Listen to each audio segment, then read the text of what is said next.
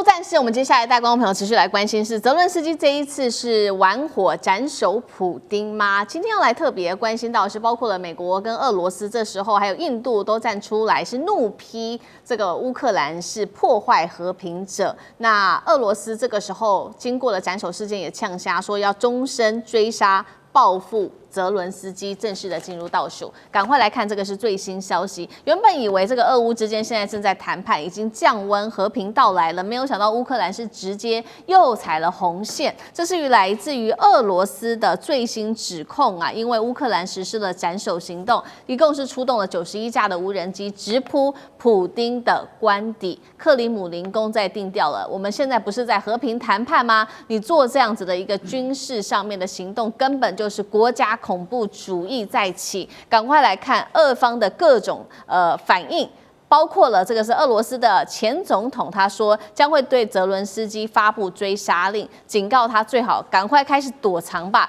因為你會在躲藏中來度過餘生。包括了克里姆林宮自己也說了，語帶威脅的說澤倫斯基之後誰會接手，趕快做一個準備吧。俄國的外長也說了，你們發射來自於烏克蘭91架的無人機沒有關係，我們已經全部把這些無人機給這個擊落了。那麼俄軍已經選定目標，會來進行各種的報復行動。川普對此也表示了他非常的憤怒，包括了印度總理莫迪在此刻也公開表示關切。澤倫斯基則是反咬說，俄國因為他不斷的實施各種的假旗行動。針對這一場這個斬首普丁的行動，委員怎麼看？在這一次的行動之後，我們剛剛看到俄國各種的放話，針對澤倫斯基說他要對他做終身的追殺。俄羅斯鎖定的報復目標會是哪裡？委員又怎麼看？對，我想，澤倫斯基說這是俄羅斯的假旗行動哦，可是我認為不太可能的幾個原因。第一個原因就是現在的這個俄烏之戰哦，已經進入了美國強力介入的談判時刻了。那麼在這個談判時刻裡頭，我們看到所有的相關的這個和談的條件基礎，其實都是對俄羅斯有利的。那麼因此，對俄羅斯來講，我不費吹灰之力，我就可以拿下烏東地區了哦。那麼這場戰爭也可以畫下一個暫時的這個休止符。那在這個時刻，我有什麼理由要把這個戰爭再持續的擴大哦，造成更大的裂痕，或者是更難彌補的傷害？所以對俄羅斯來說，他是贏家，他沒有必要在這個時候冒險哦。那麼第二個，如果俄羅斯這個想要用所謂的假旗行動的話，大家回頭看看，在過去的整個俄烏戰爭交戰的期間，俄羅斯和烏克蘭誰玩小動作玩得多嘛？就顯然烏克蘭玩小動作，玩這種偷跑越界的小動作玩的是最多的。一方面跟美國保證不會打進這個俄羅斯的本土，另外一方面就想盡各種辦法用美國的武器這個來攻擊俄羅斯的本土，甚至用自己的情治人員，用這個什麼無人機或者用各式各樣的炸彈哦，然後在俄羅斯的本土來進行攻擊。所以這些烏克蘭的小動作已經不是第一次兩次了哦。所以這次你說這個用這個無人機去攻擊普丁的官邸有沒有可能發生？我認為外界心中自有一把尺吧，大概認為說這不就是烏克蘭的常態嗎？烏克蘭長期以來不就是用這種方式嗎？所以其實你說是假旗行動，我認為可能性真的不會很高哦。但是對俄羅斯來說，顯然他忍無可忍了哦。對，為什麼呢？因為他一開始就沒有斬首你，就如果俄羅斯想要斬首澤倫斯基就不會有機會蹦跳到現在了。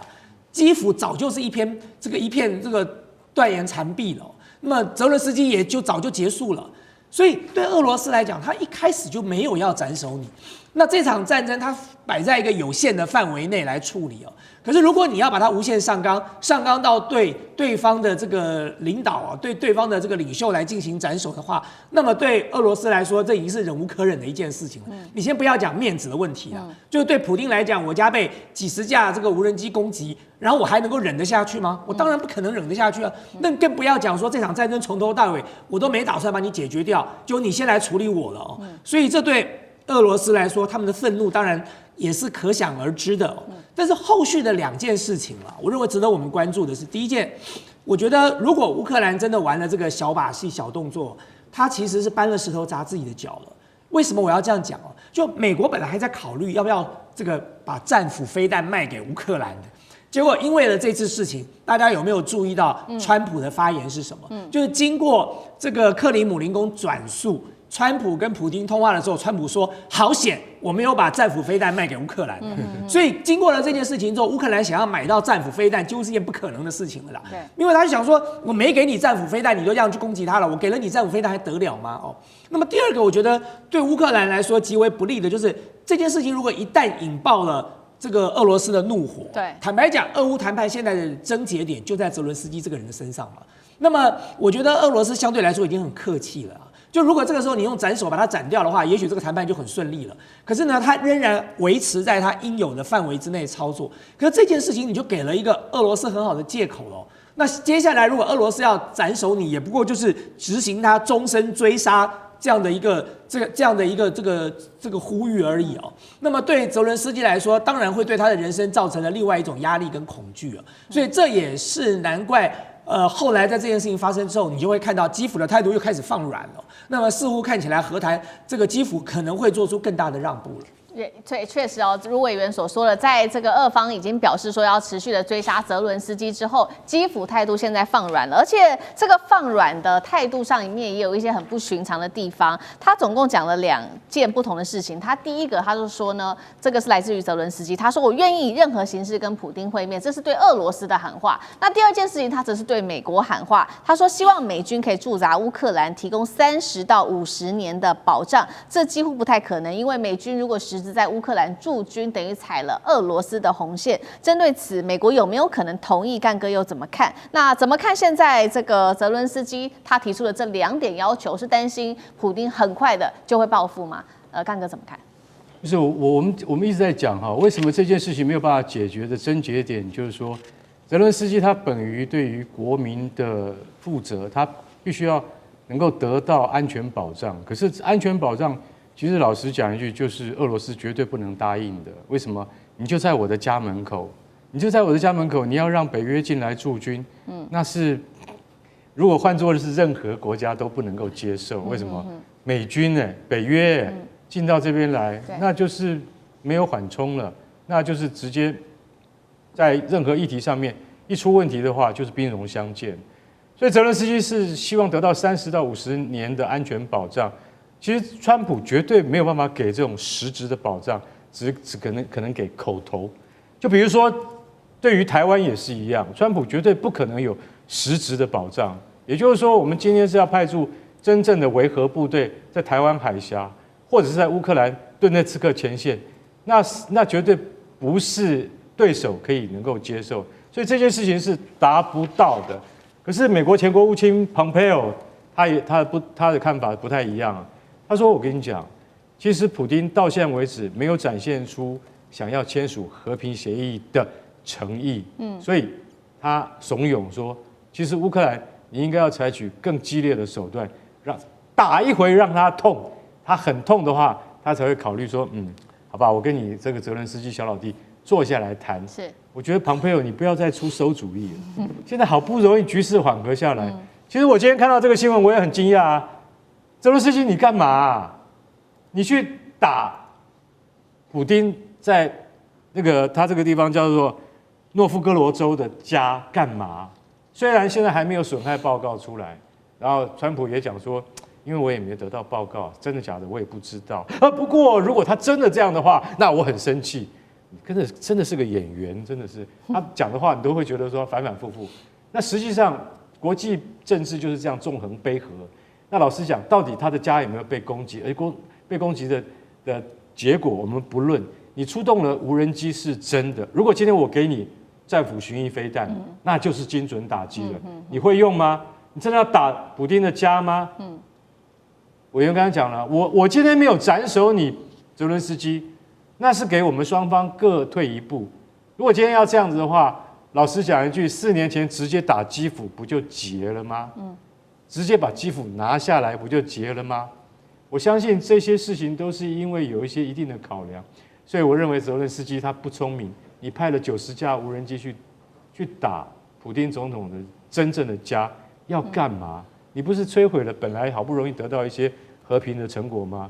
我覺得這件事情如果再發展下去的話，美國的斡旋可能會完全失敗，現在已經在失敗邊緣了。好，所以我們現在看到眼前是澤倫斯基要面對的各種壓力，除了對外面對於來自於不管是美國跟俄羅斯他們的壓力，對內其實呢自己烏克蘭內部也有非常多的問題，尤其現在就是在貪腐案這件事情上面，逐漸的一直在爆雷哦。那其實從2023年1月到現在，大概是發生了至少4起以上比較大型的這一種貪腐案，重挫澤倫斯基政府。那包括從2023年1月開始的，不管是雞蛋門事件，當時的軍糧價格浮報2到3倍，或者是軍服、防彈背心的採購弊案，一直到徵兵系統的全面腐敗，協助偽造這些醫療證明來逃避兵役哦，有一些12名的官員收賄這件事情，到後來有一些能源的一些回扣案，洗錢金額1億美元，當時澤倫斯基的親信還逃到海外。於是呢，烏克蘭在今年底的時候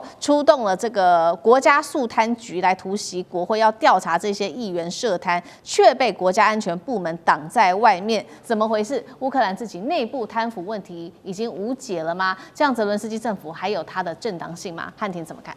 我一開始看到資料，哇，雞蛋弊案，然後防彈背心採購弊案、逃兵役，還有能源的回扣洗錢、高官涉案，我以為講的是台灣。哦，這個烏克蘭哪有貪呢？對不對？他有讓修馬桶的、賣鞋子的去進口炸藥嗎？這開玩笑。好，所以呢，就是對烏克蘭來說，現在外部導彈不可怕，內部蛀蟲才致命。澤倫斯基此刻的瘋狂呢，正是為了掩蓋內部已經爛透了的這個事實。我們要注意細節，是烏克蘭的國家肅貪局要查國會議員，結果誰擋着呢？是國家安全局。這表示腐敗已經不是這個國家的毒瘤，是整個國家的血液。特務機構不去抓間諜，是忙着保護貪官，然後來銷毀證據。這個政權的免疫系統已經徹底崩潰，國家機關淪為黑幫保鏢啊！所以我們看，從雞蛋、防彈背心，再到能源部回扣，這是一條完整的戰爭吸血產業鏈。第一步，西方援助進場；第二，高層虛報採購；第三，特務機構掩護；第四，洗錢轉移海外。所以各國納稅人的錢就變成了基輔權貴啊，他在倫敦、在巴黎買豪宅，然後呢買黃金馬桶。所以澤倫斯基為什麼要在這個時候一邊發動自殺式的無人機攻擊，一邊高喊要美軍駐紮30年？因為他心裡很清楚，川普要談判，普丁要收網，但一旦和平降臨，戰爭的遮羞布被掀開來，國內積壓的民怨和肅貪的怒火，瞬間就會把他送到審判台上了。所以他必須再度把事情給搞大。他要求美軍駐紮，就是要讓烏克蘭徹底北約化，逼俄羅斯翻桌。襲擊普丁的官邸，就是要激怒川普跟普丁，讓整個談判繼續破局。所以只要戰爭繼續，我就還是抗俄英雄；只要和平到來，我就變成竊國大盜了。因此，烏克蘭的悲劇是在前線戰士的鮮血流進了後方官僚的酒杯。澤倫斯基現在的掙扎呢，是在飲鴆止渴。一個連反貪局都被國安局盯上，而且呢下令阻止這樣的一個政府，早就已經失去存在的正當性了。好，謝謝漢庭。那我們休息一下，馬上回來。地緣政治、內中之爭、戰略價值、強權崛起、小國生存，現在與未來洞悉事件走向，掌握世界脈動，全球觀點盡在環球大戰線。